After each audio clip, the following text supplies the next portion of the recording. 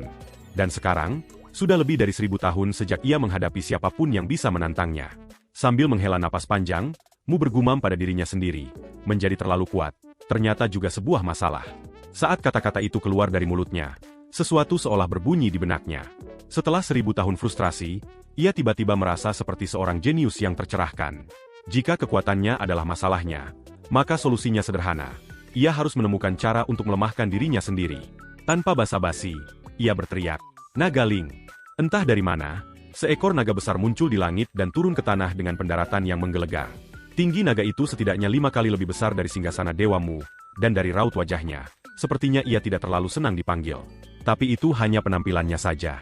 Mata yang bercahaya itu adalah milik asisten dewa tertinggi, dan namanya adalah Nagaling. Tiba-tiba, sikapnya berubah. Ia mengeluarkan geraman yang dalam dan bertanya mengapa ia dipanggil.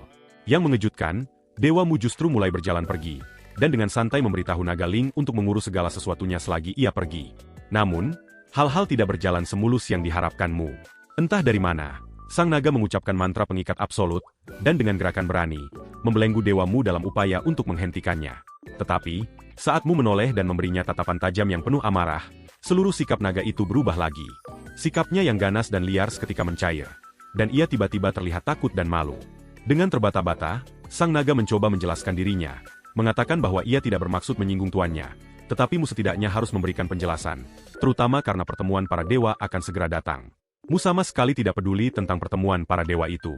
Tanpa mengucapkan sepatah kata pun, ia mulai berjalan lagi, menyeret rantai mantra seolah-olah itu hanyalah hiasan yang mengganggu. Melihat rencana pertamanya gagal total, asisten Mu dengan cepat mengubah taktik dan mulai merengek. Ia mengeluh bahwa jika Mu tidak datang ke pertemuan, dialah yang akan terjebak berurusan dengan keluhan tak berujung dari dewa-dewa lain. Menanggapi hal itu, Mu dengan mudah mematahkan mantra pengikatnya seolah-olah itu bukan apa-apa. Ia menoleh ke arah naga itu dan berteriak bahwa ia bersedia mempertimbangkan untuk tinggal. Jika sang naga setuju untuk melawannya, saat itu juga. Hanya itu yang diperlukan untuk sepenuhnya mengubah sikap asistennya. Menyadari bahwa menerima omelan dari para dewa lain jauh lebih baik daripada dicabik-cabik oleh Dewa Mu, naga itu segera mendoakan agar perjalanan tuannya aman dan singkat. Mu menyeringai puas, dan berjalan ke arah apa yang tampak seperti versi kecil bumi yang melayang di dekatnya. Mengulurkan tangannya, ia menyentuh permukaan miniatur bumi itu.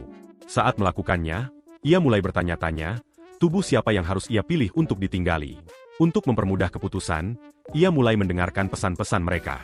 Kebanyakan dari pesan itu sepele dan membosankan. Tapi kemudian, satu pesan khusus menarik perhatiannya. Sebuah pesan yang mempertanyakan keberadaannya. Pada awalnya, pesan itu membuat Dewa Mu jengkel. Tapi tak butuh waktu lama baginya untuk menyadari sesuatu. Bahwa orang inilah pilihan yang tepat